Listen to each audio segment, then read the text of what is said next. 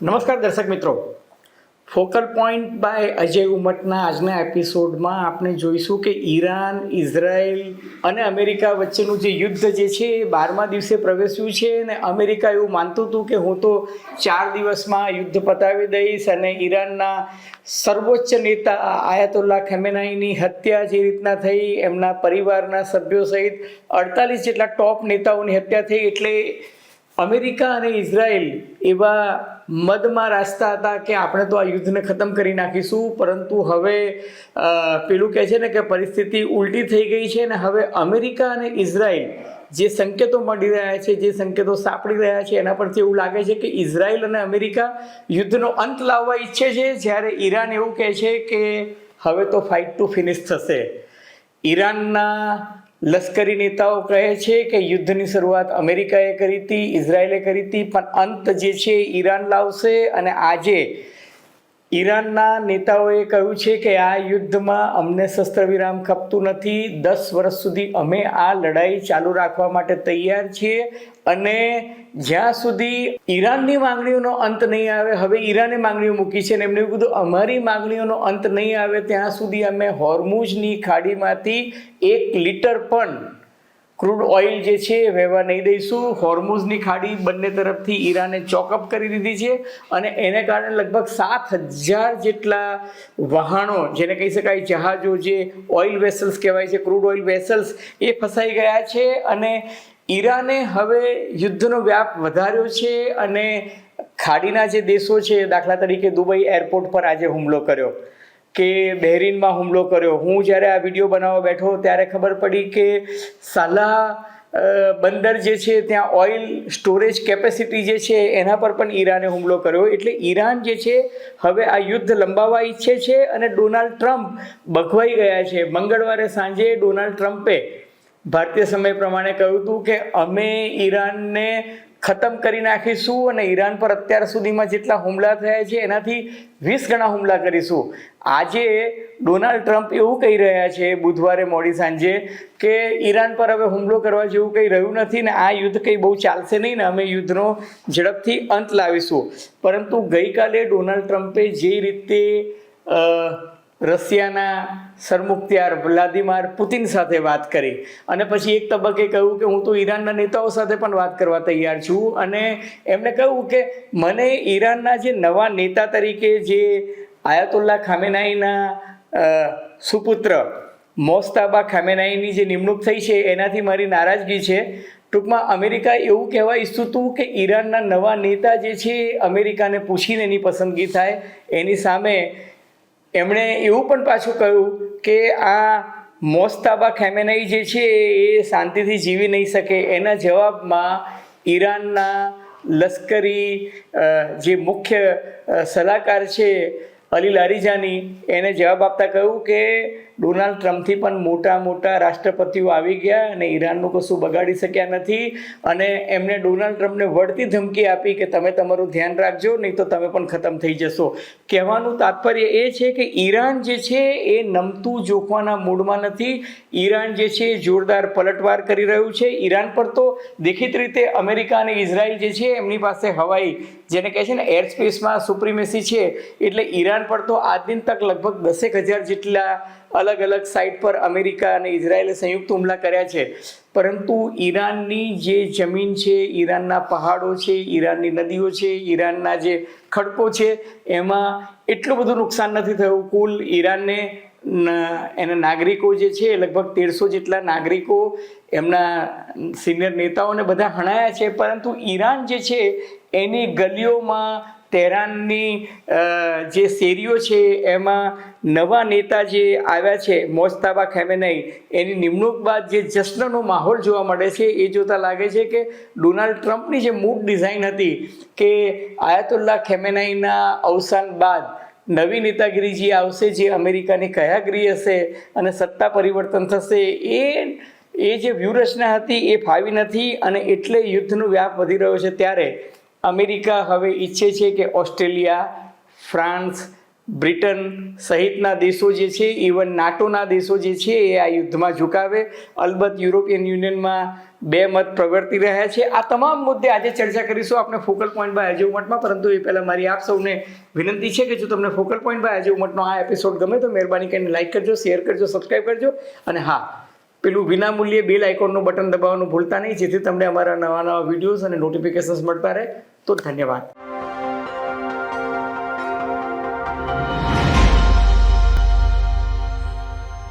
તો મિત્રો, ભારતીય સમય પ્રમાણે આજે સવારે લગભગ 11:30 થી 12 વચ્ચે દુબઈ એરપોર્ટ પર ડ્રોનથી જે હુમલો થયો એમાં ઈજા તો ખાલી 4 લોકોને ઈજા થઈ, પરંતુ એનાથી એરપોર્ટ જે છે એનો આખો માહોલ જે છે એ માહોલ ડિસ્ટર્બ થઈ ગયો અને ઇન્ટરનેશનલ ફ્લાઇટ જે છે એ ડિસ્ટર્બ થઈ ગઈ.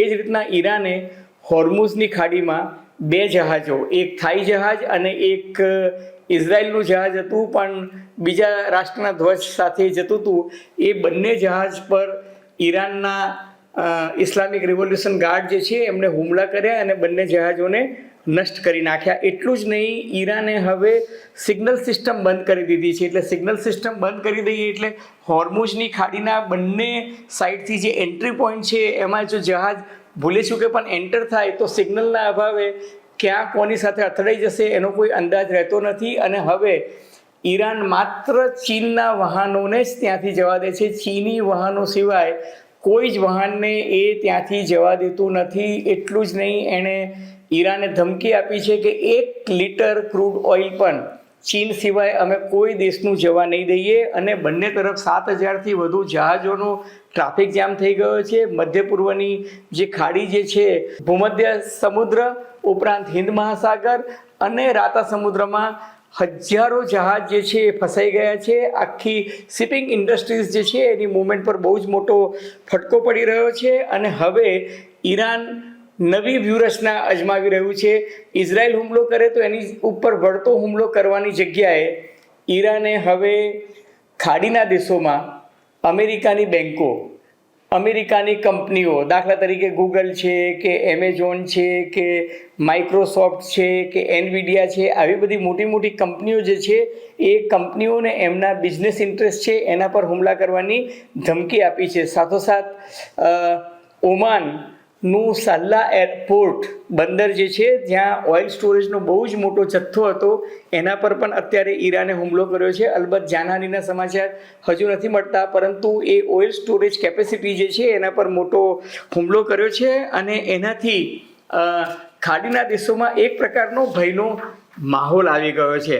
હવે ઈરાન જે છે એને અમેરિકાએ ધમકી આપી હતી કે મંગળવારની રાત લિટરલી જાણે કતલની રાત હોય તેમ, મારા જેવા અનેક વ્યક્તિઓએ રાતના 3 વાગ્યા, બલકે સવારના 3 વાગ્યા સુધી રાહ જોઈ કે અમેરિકા દ્વારા શું હુમલા થાય છે, ઇઝરાયલ શું કરે છે.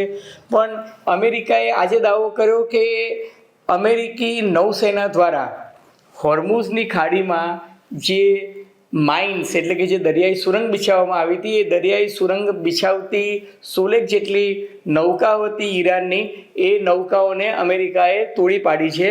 પરંતુ હકીકત એ છે કે અમેરિકા ખુદ સ્વીકારે છે કે ઈરાને જે વ્યાપક પ્રમાણમાં એ હોર્મુઝની જે ખાડી છે એ ખાડીમાં ભયંકર માઇન્સ એટલે કે સુરંગો બિછાવેલી છે.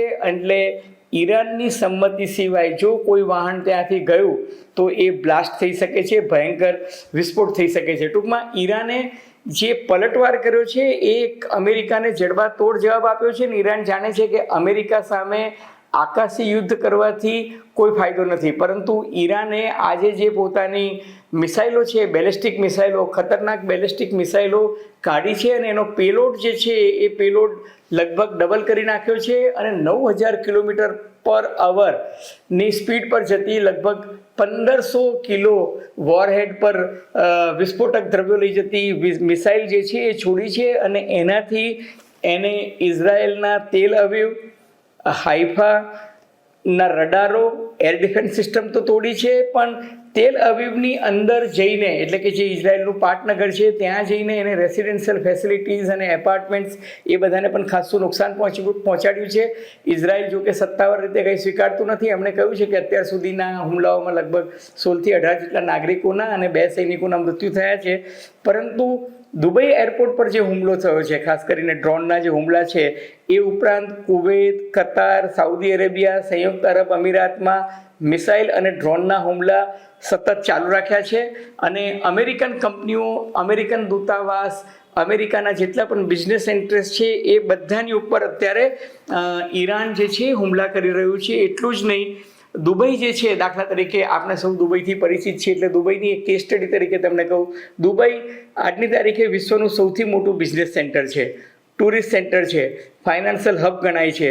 હવે સંયુક્ત અરબ અમીરાતના જે દેશો છે એમાં દુબઈને સૌથી વધુ ટાર્ગેટ બનાવી અને ઈરાન જે છે એક એવો મેસેજ આપવા માંગે છે કે સંયુક્ત અરબ અમીરાત ભલે એની યુદ્ધમાં સીધી સામેલગીરી નથી, પરંતુ અમેરિકા અને ઇઝરાયલને એ પોતાની યુદ્ધ ભૂમિ વાપરવામાં સહયોગ આપે છે, એટલા માટે અમે આ હુમલો કરી રહ્યા છે.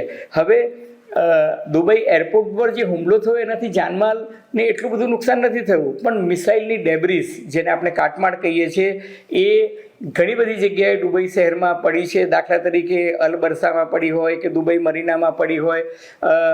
અત્યાર સુધીમાં સંયુક્ત અરબ અમીરાતમાં સત્તાવાર આંકડા પ્રમાણે 6 મૃત્યુ થયા છે, 120થી વધુ લોકો ઈજાગ્રસ્ત થયા છે. અને સંયુક્ત અરબ અમીરાત પાસે જે 6 લેયર્સ ડિફેન્સ સિક્યુરિટી જે છે એના કારણે મોટે ભાગની મિસાઇલ્સ જે છે એ અને ડ્રોન એને આંતરી લેવામાં એમને સફળતા મળી છે.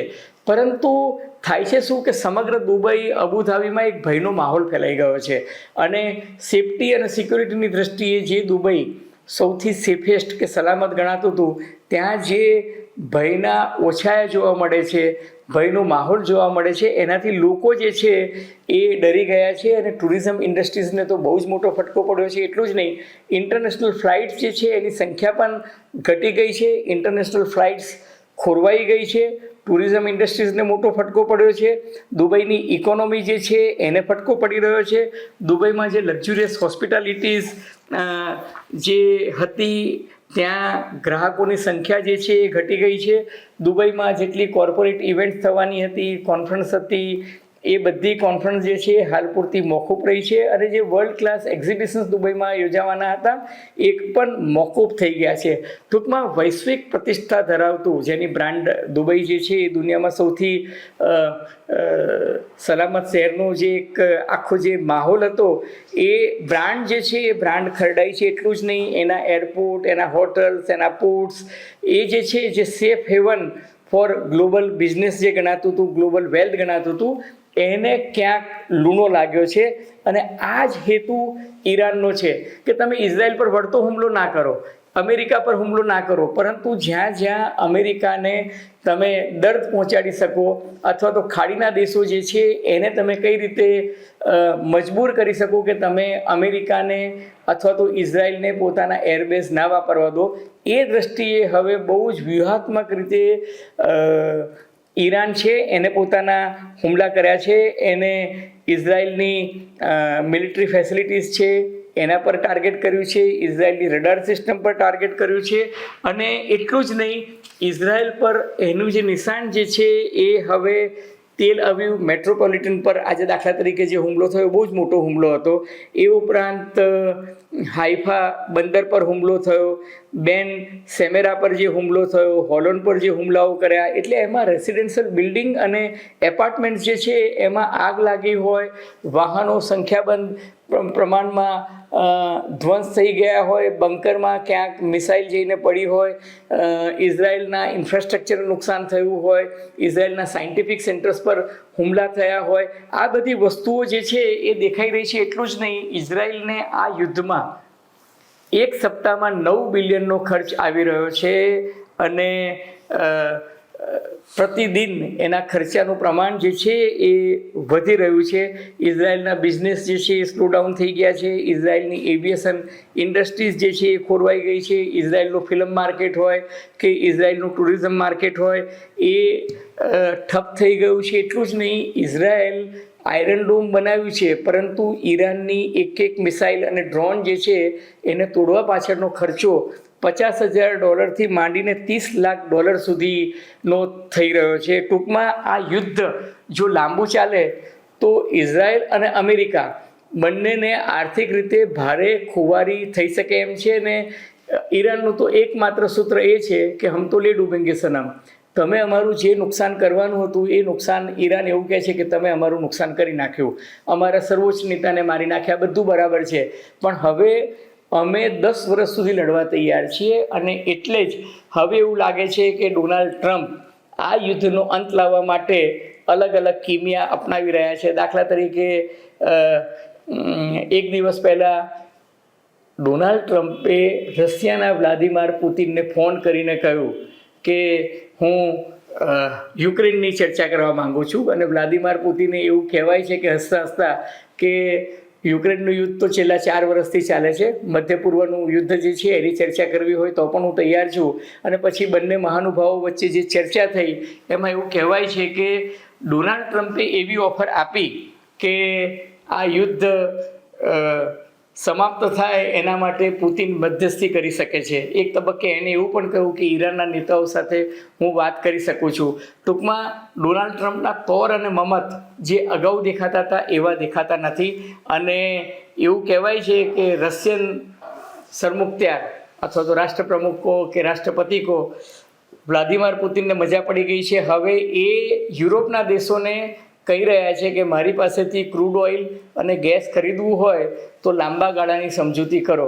કહેવાનું તાત્પર્ય એ છે કે આ યુદ્ધ જો લાંબુ ચાલશે તો દુનિયાના તમામ દેશોના અર્થતંત્ર પર એની અત્યંત વિપરીત અસર થવાની છે.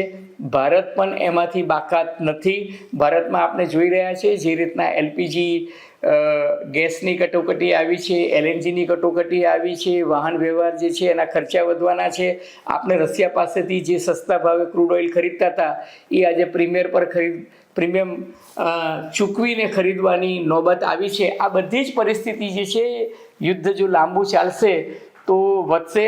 ડોનાલ્ડ ટ્રમ્પે 2 દિવસ પહેલાં એવું કહ્યું કે યુદ્ધનો અંત વહેલો આવશે. તો તમે જોયું હશે કે ગઈકાલે શેર બજાર અને ક્રૂડ ઓઇલના ભાવ જે છે એ ડાઉન થઈ ગયા. આજે ભારતીય શેર બજાર જે છે એમાં લોહિયાળ સ્થિતિ હતી ને લગભગ 1400 પોઈન્ટ જેટલું ભારતીય શેર બજાર જે છે આજે ડાઉન ગયું. એટલું જ નહીં, દુનિયાભરના શેર બજાર, યુરોપના હોય કે અમેરિકાના શેર બજાર છે, બધા શેર બજાર ડાઉન થઈ રહ્યા છે. સોના અને ચાંદીમાં સુધારો આવી રહ્યો છે. ક્રિપ્ટોકરન્સી અને બીટકોઇન જે છે એ ડાઉન થઈ રહ્યા છે. એનો અર્થ સાફ છે કે હવે ડોનાલ્ડ ટ્રમ્પ જેમ ઈચ્છતા હતા એ રીતના યુદ્ધનો અંત વહેલો આવે એવું દેખાતો નથી. અને યુદ્ધ જો લંબાશે તો એ કોઈના માટે પણ ઈચ્છનીય નથી. એ એક હકીકત છે. અલબત્ત મિત્રો, આપણે સૌ ઈચ્છીએ કે યુદ્ધથી કોઈનું ભલું થવાનું નથી. યુદ્ધનો ઉન્માદ ડોનાલ્ડ ટ્રમ્પના કે ઇઝરાયલના મનમાં હોય તો એનાથી વિપરીત પરિણામ શું આવશે એ વિશ્વએ વિચારવું રહ્યું. અલબત્ત આગે દેખો હોતા હૈ ક્યા. મિત્રો, તમને નવગુજરાત સમય અને ફોકલ પોઈન્ટના સથવારે ફોકલ પોઈન્ટ બાય અજય ઉમટનો આ એપિસોડ ગમ્યો હોય તો મહેરબાની કરીને લાઈક કરજો, શેર કરજો, સબસ્ક્રાઈબ કરજો. અને આપ શું માનો છો આ યુદ્ધમાં આગળ શું થશે? તમારું અવલોકન, અનુમાન, ટીકા ટિપ્પણી અમને ગમશે. ધન્યવાદ, ખૂબ ખૂબ આભાર.